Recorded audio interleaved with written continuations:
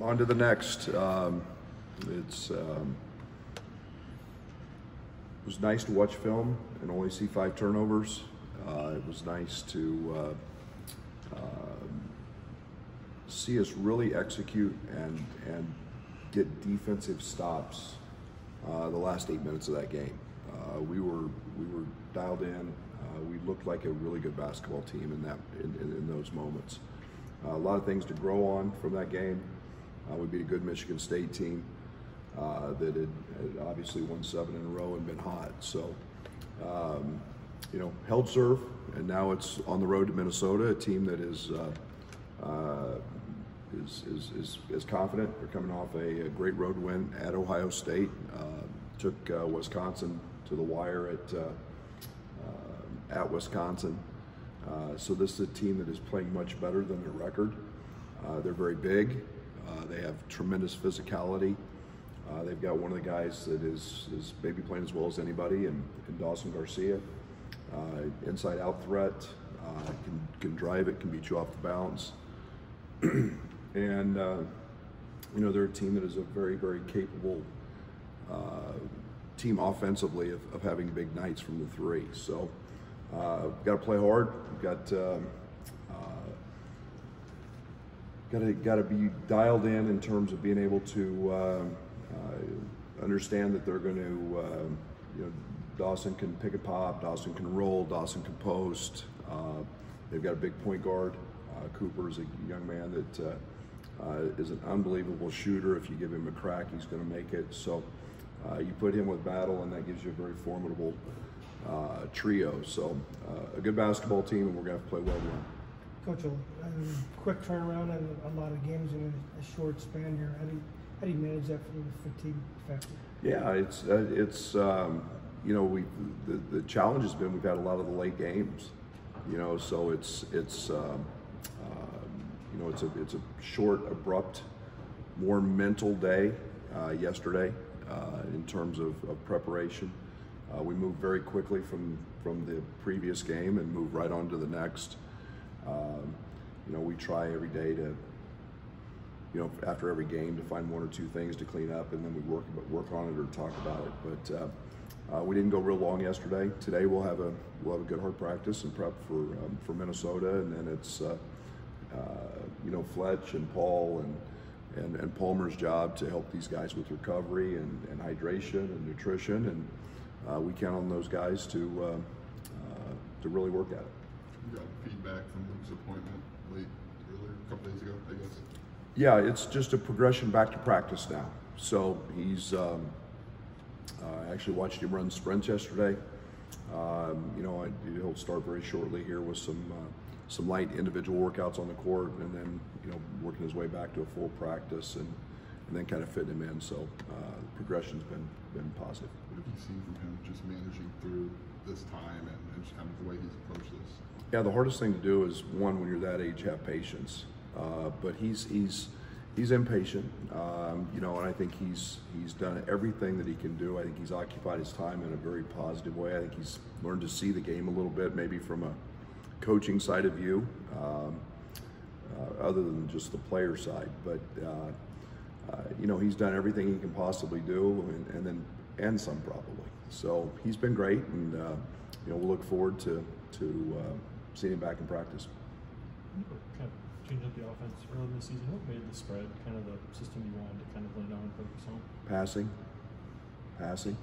and again, spreads is an offense. It's based on versatility.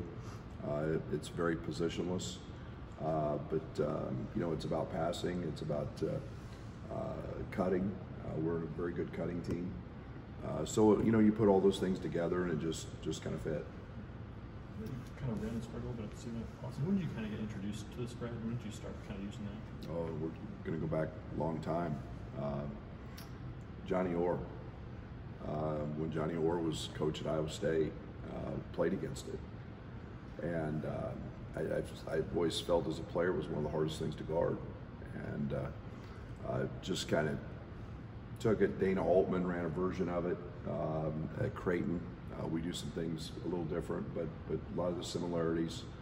And then it's something, as soon as I became head coach, I started with, and I've just kind of developed it and tweaked it based on teams. I love it because you can have a driving team, a shooting team, you can have a pick and pop 5-man, you can have a roller, but I love the versatility of it. So it's, I did a clinic in, when I was at Stephen F. in Florida, and a high school coach walked up to me, and he was in his late 70s, still coaching high school basketball, still running it, and he asked me where I got it, and he told me where he got it. He got it at a clinic, and he said, "Does the name Hinkle mean anything to you?" And he goes, "I got it from Coach Hinkle at a clinic back in the 50s." So it's a pretty old offense. It's been around for a while. Are there things you can do with Dane that you could do with, that you did do with Kofi, and are there things that you find that you can do with Dane that you couldn't do with Kofi? Oh, there's a ton. Yeah, I mean, you know, Kofi was a predominant, you know, roller, front of the rim, 2 feet in the paint, you know, type guy. Dane's jump hooks, right hand, left hand, his post ups off the block, his ability to use the bounce, his isolation stuff.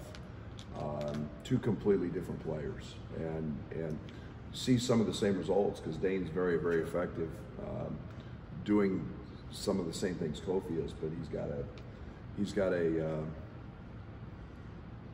big bag, so to speak, in terms of ideas and things that we can do with him.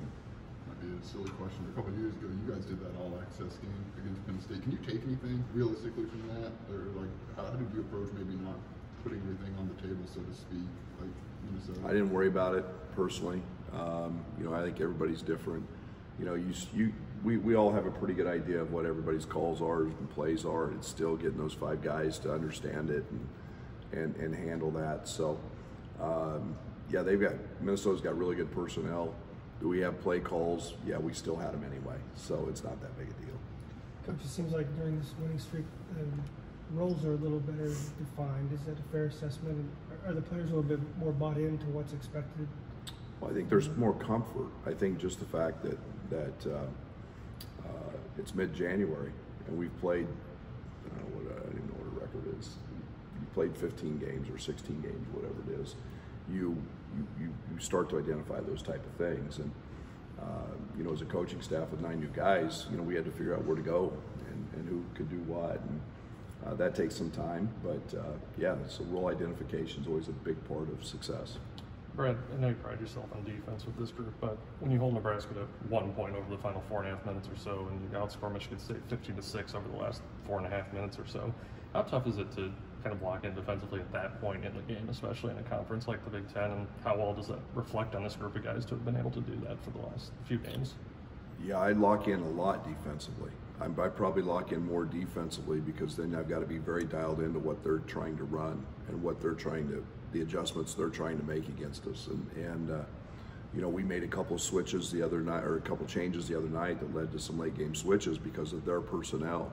So I'm probably every bit as dialed in defensively as I am offensively. You know, same thing. If they make an adjustment, you've got to counter. But you know, if we can get stops and rebounds, especially with a lead, then it puts a lot of pressure on people, and so we're very dialed in on that side of things to some situations we may have to handle and make changes. Do you expect Sincere available tomorrow? I do. Anything unique about Minnesota that you have to adjust to? Yeah, Dawson. Dawson's a unique guy. Dawson's talented, and you know, they've got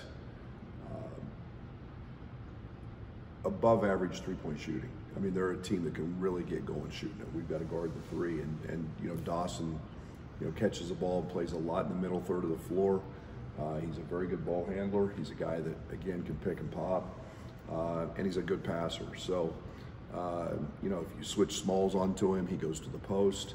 So he's a guy that you know, provides tremendous versatility, and you know, that's unique to have a 5-man that can do some of those things. I feel like Dane's been one of the beneficiaries the last couple weeks after you guys made your tweaks. How important was having someone with this skill set in the line you guys to be able to get it?